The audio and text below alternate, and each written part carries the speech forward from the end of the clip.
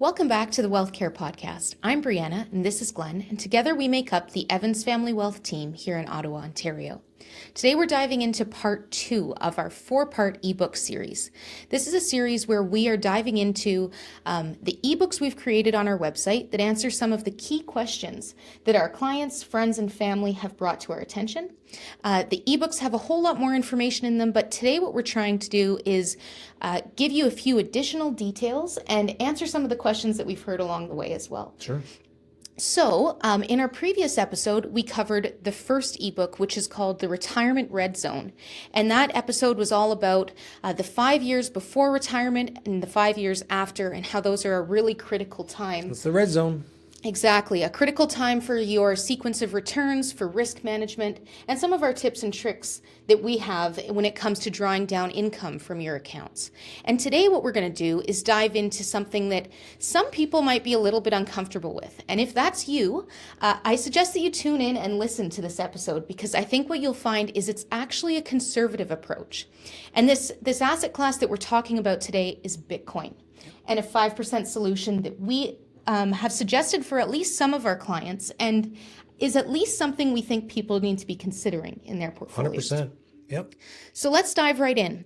Up first, why don't we talk about a traditional portfolio and what that usual 60-40 asset allocation that most people tend to know about, what that really is, why it's worked well in the past, and why it might not work so well going forward. Yeah. Well, I mean, that's the nut of this whole problem, is that we have an issue. We have to be honest about this. So for the last 40 or so years, we've been able to have kind of our cake and eat it too by owning about 60% in equities, that's in stocks, and about 40% in bonds. And what has transpired along that way is that interest rates, lots of people remember that interest rates, or at least have heard that interest rates were double digits back in the 1980s. Right? And so along this whole way for the last 40 years, interest rates have come down from these double-digit levels. They went as low as effectively zero during the pandemic. Yeah. And now we're starting to see them move back the other way. And this is critical because it was great to own bonds. We had this incredible tailwind of interest rates declining for 40 years. And that was just a kind of an incoming tide that lifted all the bond boats. And it happened along that time as well that because interest rates were coming down, we had this low to negative correlation between stocks and bonds, right? And so really just what that means is that historically, for the last 40 years, we've seen that when stock values have declined, when we've had a bear market, we've tended to see a rotation into bonds. And so if stocks are going down, bonds have been going up for about the last 40 years. So it's been kind of the chocolate and peanut butter of investing, right? Is have a good chunk in stocks, but recognizing that the volatility in that is pretty high. And hey, look at this. If we add 40% bonds, not only are we getting the lift of this 40-year secular bull market as interest rates went from double digits to basically zero, but we're also getting low correlation so that our bonds kind of bail us out when the stocks are weak. Yeah. Right? And so that has worked a treat for 40 years. And the great problem in this industry and in life is that we assume that if it's worked in the past, that it's always going to work. Yeah. And that's not the case. And in fact, many people don't realize this, but that wasn't the case for the 50 years before interest rates peaked, right? Interesting. It just wasn't the case. That's why we didn't always have 60-40 portfolios, because bonds were terrible for the 40 years as interest rates were going back up. And here's the snag. The snag is there's lots of people, I'm not sure that I'm totally in this camp, but there's lots of people that think that we might be reverting now to a period where interest rates just kind of keep creeping higher again. And so that 40-year bull market in bonds is over in that sense. And if interest rates are going to revert and begin to go higher again, well, then it's going to be even worse for investors to hold those bonds. And so the dilemma for us as asset managers and portfolio managers is, okay, well, what do we do if we can't just have our cake and eat it too, or our chocolate and peanut butter put together here? I must be hungry. that if stocks and bonds are not going to work in the same way that they've worked for the last 40 years, what do we do for investors? And there are a number of solutions for that. We'll get to the Bitcoin solution in a little bit, but the issue for this segment is just that we need to understand that what's worked for the last 40 years might not work for the next 40 years, right? And so we're looking for solutions so that we can have assets that move in opposite directions. So we get that low to negative correlation. We get the inflation protection. Yeah. And so there's a number of ways that we can go about doing that. And we look at all of them. Yeah. Along the lines of inflation protection, we often hear of gold as this fantastic inflation hedge. And another term that you will often hear of is digital gold. And digital gold is usually referring to Bitcoin. That's right. So why don't we do a little breakdown of how gold and Bitcoin are similar and maybe how they're different too? Sure. So there's a reason that gold has historically been considered a way of avoiding inflation. So it's a hedge against inflation. And it's actually very simple. It's just that it's scarce, right? Right. There's not infinite supply of gold. And in fact, if you look at how much additional gold is mined every year compared to how much gold has been mined since we found the yellow stuff, it's about 2%. Okay, so up markets, down markets, price of gold is going up, price of gold is going down. In general, the amount of supply of gold in the world is only increasing by about 2% a year. Right. Now, here's why that's important. It's important because the supply of dollars, of money, is growing at more than double that rate. Okay? And so everything that we price in non-scarce assets, priced in dollars, is inflating because we just keep printing more and more and more money. That's right. Right? We saw this most significantly following the pandemic. You know that the money supply, the M2 money supply, increased by 40%. Wow. From that time period. Wow. So it's a staggering rate of increase. And this explains why prices in general have been going up and up and up and up. And the fact that gold's increased supply, its inflation, if you would, is around 2% means that it retains its purchasing power over time, particularly relative to an inflating asset. Yes. And so that's why we see that the price of gold has done so well, because the denominator, the value of the currency, keeps going down. Right. And the hilarious thing in Canada particularly, people, we've been through one of the craziest housing markets, bubbles and bull markets in the history of the world. And the hilarious thing is that if you price a house in Canadian dollars, yes, it has gone from, $20,000 in 1970 to $760,000 today. But if you price it in gold, a house back in 75 was worth about 0.6 of a bar of gold. Yeah. What do you think it's worth today? Well, I mean, if you went off of the price of the home, you'd think it'd be worth a whole lot more. Yeah. But if you look at it in gold, guess what? It's still about 0.6 of a bar of gold.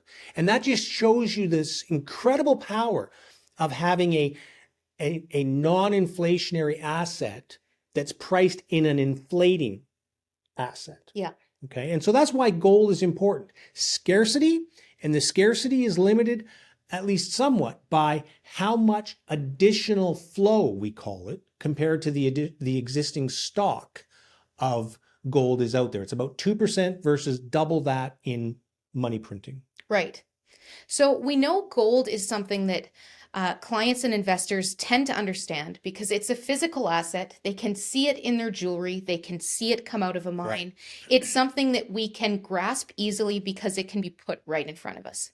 Bitcoin is a bit trickier because often we think of it as just being this mysterious thing out in the cyber world. The ether, yeah. Yeah. So why don't we go into a little bit about what is the blockchain and what actually makes Bitcoin Bitcoin so that we can understand it beyond just this cyber world term? Yeah, and it'd probably be worthwhile just to kind of compare how it's similar to gold and how it's a little bit different from Yeah, gold fair. too. So remember that we mentioned that the importance of gold is that it has scarcity. Okay. And that's because its supply is limited, unlike the printing presses for dollars where they can just print an infinite supply. Well, the same is true, in fact, more so true of Bitcoin. There is a fixed supply of Bitcoin that is brought into the world through the Bitcoin mining process, which we Yes. might get into a little bit more later. But nobody prints this. It is earned through the mining process. And as a consequence, if gold has an inflation of about 2%, 2% supply, and is considered scarce, Bitcoin should actually be considered more scarce, Brianna, Right. because its flow, the amount of additional Bitcoin which is being mined each year, actually trends lower over time. It's currently about 1.8% thereabouts. And so we're already at the point where the amount of that you would say that Bitcoin is more scarce in increased supply than gold is, and way more than fiat currency is.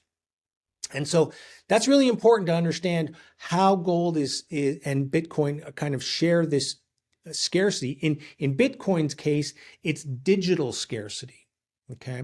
Now we come to the question of what is the blockchain and what is this all about? And the best way to think of the blockchain is really a ledger. So a ledger that records all of the transactions in a public and unchanging or an immutable database. Okay. So every transaction in Bitcoin, every change in ownership in Bitcoin is recorded on the blockchain, which is the ledger. And here's the thing that people sometimes miss in this. They kind of think, oh, ledger, that sounds complicated. No. That's what the banking system is, right? That's what the Medici figured out in 1400s. Right. In the double entry accounting was the ledger which allowed the Florence mercantilists and the sailors of the day to actually conduct business. They didn't actually have to walk around with a big bag of gold. They actually had that gold on deposit in the vaults of the Medici. Yes. And the Medici would then vouch that the capital was there, the money was there to pay for the voyage, right? And so Medici, of course, didn't do that for free. Since they owned the ledger and it was their ledger, they charged for their services. Right. And that is how the banking system generally came to be. The banks basically authenticate and keep track of the deposits and the accounts receivable and payable, and they actually adjudicate and make trade possible for a fee. They rent seek. They derive fees. Exactly. And the beauty of the blockchain ledger is that it puts that right out as part of the public domain, right? The Bitcoin blockchain is a living, immutable chain where each group of transactions gets added to the predecessor transactions. Right. Okay, so you can think of these as links in the chain, hence the blockchain. The block is the block of transactions in the current link, and the chain is all of these linked together through history. And so because that is in the public domain, there is no need for a trusted intermediary in the banking sector. Yep. Right? And so there is no reason to pay the exorbitant fees that the banking sector has always taken for kind of vouching for things, because the ownership is transparent and available for all to see. All right. And so the way that the blocks are authenticated, all of the transactions are authenticated, is really the nuts and bolts of the Bitcoin network itself, the Bitcoin protocol. And so what you have is a decentralized, there's not just one central database like in JP Morgan or CIBC. This is a database that is maintained and updated by a network of computers all around the world, right? And those computers are vying to process the next block and solve a cryptographic puzzle that's involved in that solution.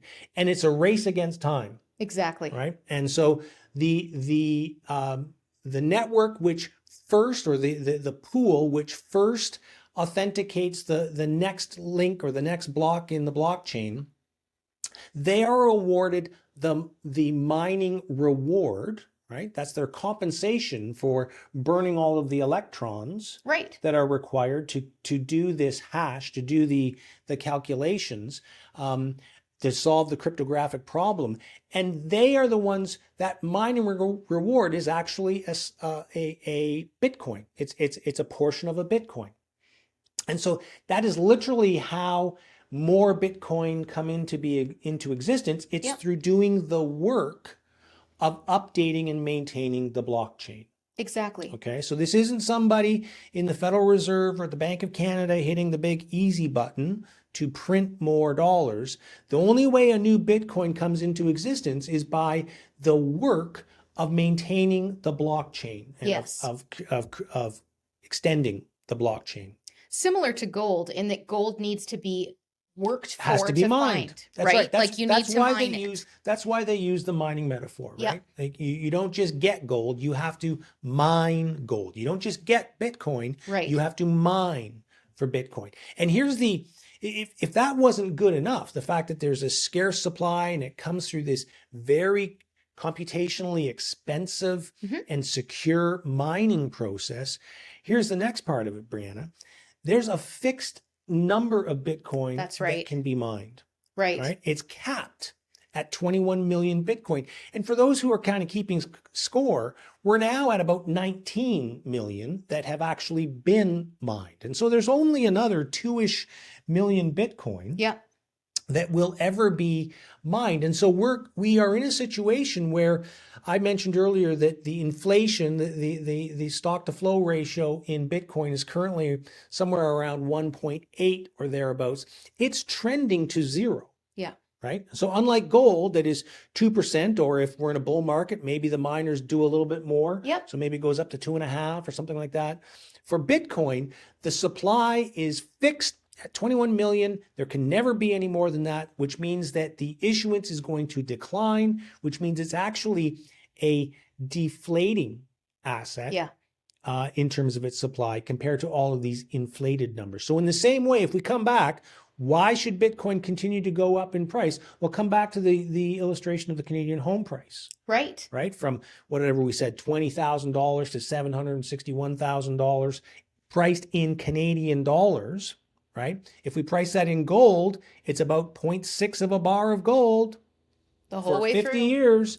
And by the way, if you price it in Bitcoin, what you'd find is it's actually going down in price, right? Because the supply of Bitcoin is actually being reduced. And so the expectation is that because of that scarcity, kind of turning on its head the endless supply of fiat money, we expect that Bitcoin will continue to increase in price relative to an inflating currency. Does that make sense? It does. It does. So if I kind of sum up this section here, really what we're talking about is Bitcoin is secure and the blockchain is transparent. Those are two important details. It's also decentralized, so it isn't governed by a government or a central bank. This is decentralized, secure, and transparent, and it is a very good hedge against inflation. Does that seem about right? Yeah, I think that's right. I mean, I might just also underscore that the fact that it is not owned by any government, it's not controlled by any government, the fact that now the United States of America has adopted it as in their strategic Bitcoin reserve, it has now kind of moved past the kind of hacker mentality with hoodies, you know, that kind of seedy kind of reputation. This has gone to the mainstream now. And so, you know, financial institutions who were once a little bit concerned about, where was the government's position on this? Did they have any liability? The fact that the United States of America has now provided clarity on this and has actually embraced Bitcoin takes away one of the biggest risks that we've had in kind of recommending it to clients. And so I think that it is important to understand that the governments don't control this.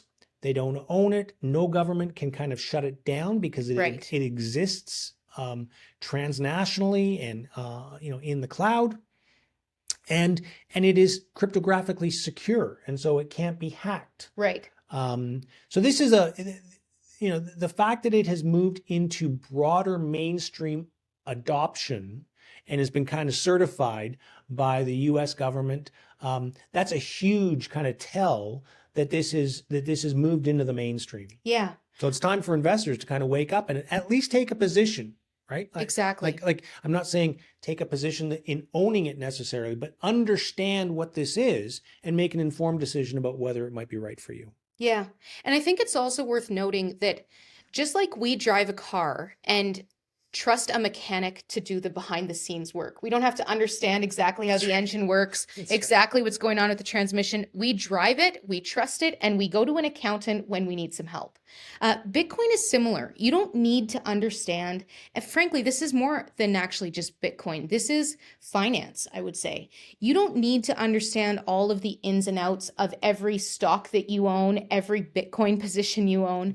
You don't have to understand all the technology behind it. That's why you have an advisor to kind of help you do that, to help do that for you, really. Yeah. So along those lines, if you need an advisor to potentially help you do this, especially to do it in a way that maintains your account goals, risk tolerance, your own preferences, that's where our 5% solution comes in.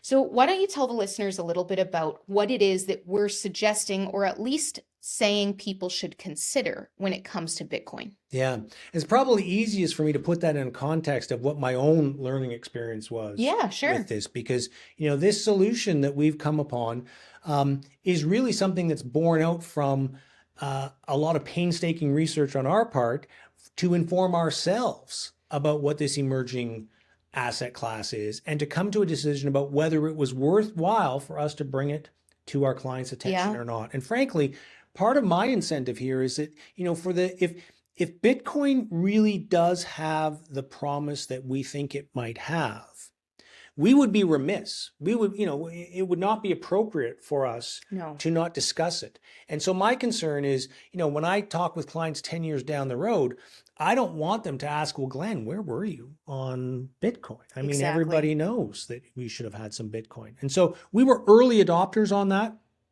early researchers. And in my research, we're always quantitative based. Right? Yep. So, if I want to understand something, I'm going to build a model to see what it might do. That's right. If we actually own some of that. So we're always back testing. We're always looking at what the math behind this is. So remember, if we go back to talking about the 60-40 mix, and we can go back and we can test how the 60-40 mix has done over years. And, one of the points of the 60-40 mix is that you rebalance that. Yes. When, if you're in a stock bull market and stocks have now gone to 75% of your account, well, guess what? You need to sell those back and buy more bonds so you get back into balance. Yep. And that by nature will have you selling high and buying low, right? That's kind of portfolio management 101. So we did a similar kind of thing where we looked at both adding gold, right? Because remember, gold is an inflation hedge. Yep. And so we said, well, what if we owned, rather than owning 60% in equities, what if we owned 55% in equities? Okay. And 5% in gold as an inflation hedge, and then the bonds. Right. Right. So we looked at that. And then we also did, well, wait a minute. We talk about Bitcoin as digital gold. Mm-hmm. What if we actually owned Bitcoin as a 5% allocation instead of, digital gold rather than actual gold in that mix. And rather than rebalancing on a annual basis, what if we rebalance that on a quarterly basis? Right. And we were blown away, Mm-hmm. right? I mean, it's hard to overstate the implication that this had for portfolios. Right. All of the details are in the report, and we'd recommend that you download that so that you can read it yourself. But here's the bottom line. The returns from 2015, the returns of having 5% in Bitcoin, 55% in stocks, and 40% in bonds, Mm-hmm. returns increased from 8 and change percent to 13%. It's huge. Yeah. It's a 5% increase in average returns over that 10-year-ish time period. And that's a walloping difference. Yeah. Right? That is the difference between us having really, really robust returns for conservative investors. Remember, we're talking a 5% allocation. We're not talking about, going off the deep end and putting half your portfolio into Bitcoin. We're talking, no, just a bit. And here's why it works. This is the really interesting thing. Everybody who's listening is going to be aware, because the press goes on and on and on about the volatility of Bitcoin. It has these crazy swings up and down and up and down and up and down. And it's true. Bitcoin has had very, very large swings, both up and down. And that's actually a good thing. And here's why. Because if we're rebalancing on a quarterly basis, Briana, and if Bitcoin has had one of its crazy upswings, and so 5% allocation in Bitcoin, 6 or 7% now in the portfolio. Well, guess what? If we just followed this model and reduced that back to 5%, we would be kind of harvesting that 2% gain. Volatility gain. Yeah. Right? And similarly, okay, if Bitcoin has had one of its downswings, well, we can actually then add more to it when it's down. And that methodology of just rebalancing has incredible, I mean, it's really the reason that we get the oomph in returns that we get without any significant increase in either the volatility of the 55-5 40 portfolio or the standard deviation of it. So it's really kind of a sweet strategy as a kind of a one change move that, at least historically, and again, we can't know that this is going to be always true. We can't know that the returns are going to continue the way that they have. No. But that's why we base our research in the increasing scarcity thesis of this, for why, and the increasing adoption of it, like with the US Strategic Bitcoin Reserve. These are reasons that give us a increased sense of confidence that Bitcoin is going to be around, that it is an actual asset class, and that our clients should consider owning it. And the best way that we've found to own it in a way which minimizes regret, right, is to have it in an active strategy where we're harvesting those gains, rebalancing. Right. The other neat thing about it is a lot of people think quarterly rebalancing. Are you really going to do that? Are you really talking to your advisor frequently enough to be able to actually rebalance on a quarterly basis? And one of the important things to note about at least how we do business here at Evans Family Wealth is we do speak to our clients quarterly. So this ability to rebalance and to have a professional overlooking your portfolio, helping realign it to the goal of 55-5-40, that does happen here at Evans Family Wealth, and it is certainly doable with our systems and methodology for managing investments, really. Yeah, and it's worth also just kind of double clicking a bit on this, because we're not militaristic about this, right? Some of our younger clients who may be more interested in Bitcoin, we might be prepared to let that position grow a little bit more, right? Every one of our clients have the ability to kind of dial in what's right for them. Maybe it's a 2% allocation. Maybe it's a 7% allocation for someone who's more aggressive. And so, what we're trying to illustrate here is that there is a way to leverage the volatility of Bitcoin for better returns in a conservative strategy, right? And I think that's what's missed in the literature generally. Yeah. Is there is this conception that, oh, you're taking a bunch of risk if you're in Bitcoin. Our work here demonstrates that this is appropriate for conservative investors, and that's generally who we work with. That's right. So if we do have this philosophy that it's appropriate for conservative investors, why might people not have heard about this from their current financial advisor or even the retail bank? Yeah. Well, remember when we were talking about the banking system kind of having something to lose here, right? Yeah. So I can just give you a little bit of our own story here and why we're actually at Wellington Altus. Yeah. So, years ago now, during the pandemic, actually before the pandemic, I was researching Bitcoin and I was coming up with this work, and my findings, I just wanted to share them with my clients. And so I wrote a manuscript, and the big bank-owned firm that I was at literally would not allow me to publish that manuscript. And it's not because they believed that Bitcoin was nefarious or that I was errant in my work by any means. It was really that the bank was trying to pursue a policy of strategic ambiguity, they called it. They just didn't want to be on the hook. They didn't want to take a position, yay or nay, on Bitcoin. And that is actually, sadly, still the case. There are many advisors at bank-owned firms that are simply not able to discuss this with clients because the banks are nervous about it. And again, we think that the banks shouldn't be putting themselves in that position to decide what we can and can't talk about with clients. And so ultimately, that was one of the key reasons for us actually making the decision to leave the big bank-owned firms and join an independent with Wellington Altus, as we have. Best decision that we ever made, Agreed. by the way. But, there is a huge bias against this, and it's in the bank's interest to slow this down, right?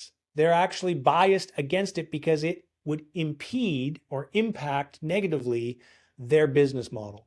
And we just don't think that's a good enough reason to not talk about it with clients. We think we have a fiduciary responsibility to discuss this. And we think that an organization that prevents that is frankly not acting in the best interest of their clients. If you're working with a bank-owned firm, you're probably not hearing about this because they're not allowed. Yeah. And I think it's worth underscoring here that this is not the first time that the big banks have been resistant to innovation and change, especially when it threatens their business model. This happened when it came to online trading decades ago. ETFs were another one that they were resistant on for quite a while. Even robo-advisors. These are things that now are very common, and yet they were resisted for a really long time. They were. At the banks. So just another tidbit of information here that if you haven't heard about it, if you're curious about it, if it's not something you're being told about by the bank or by your own advisor, whether they're at a bank or at another institution. There might be a reason for it. There might be a reason for it, and there are teams out there that can talk about it, and we are one of them, and we're happy to. Exactly. Yeah. Another thing that I just think is worth noting, and I believe it's actually a quote from the ebook, and it is that biggest risks often come not from embracing change too quickly, but from resisting it too long. And I think Bitcoin falls into that category of we are still relatively early, I would say, in adopting it relative to what I think it could be long term. Yes. But we're not so early in it that this is still, like you described earlier, some hackers with hoodies on that who knows if this will last or not. This is becoming more accepted around the world. There are now ETFs to be able to buy Bitcoin instead of huge, major deal that's a thing now. So instead of having to have a crypto wallet off in the universe somewhere in a separate account that you can only access through that kind of cryptic way, we can now hold Bitcoin ETFs in TFSAs, RSPs, non-reg accounts. This is easily accessible to Canadian investors and global investors for that matter. And yes, we're early, but we're not so early that it's still in that super high risk stage. Oh, exactly. I would say that Bitcoin has been de-risked from the point of view of it has U.S. government acceptance. Yeah. Even the big banks in America, Canadian banks are a little slower to get the memo, but even the big banks in America and the big financial companies like BlackRock Yep. and JP Morgan and whatnot, all of those companies are setting up Bitcoin trading and settlement desks. So that is being brought to their clients as well, which is just another kind of seal of approval that these U.S. intermediaries who resisted Bitcoin for the first 13 years or so of its existence, they too are capitulating on that negativity, and they are perhaps not enthusiastically, but they are also adopting it now and making it available to their clients because their clients are demanding it, right? And this is going to happen, we think, in Canada as well. Canada is usually behind the ball on this, and we think that this will be increasingly important. Certainly, if we continue to see inflation in North America, which with the debt levels that we have, it's hard to imagine that can't be That's right. The future that we face. So yeah, I think it has moved out of the shadows, out of the fringe, fully into the spotlight, fully into the limelight, and fully into acceptance, certainly in the United States of America. That's right. So today we've kind of covered off several topics. The first was what the traditional 60-40 approach looks like and the strengths that it had and some of the weaknesses that it has now. We've covered off how Bitcoin is similar to gold and then ways in which it might be a little bit better even as an inflation hedge. We've talked about the blockchain, some of the basics in how the world of crypto and Bitcoin actually work, how it's secure, transparent, decentralized, and not owned or operated by a government. The 5% solution, something that we are telling clients at least to consider. The key with that 5% Bitcoin solution being the quarterly rebalance. Right.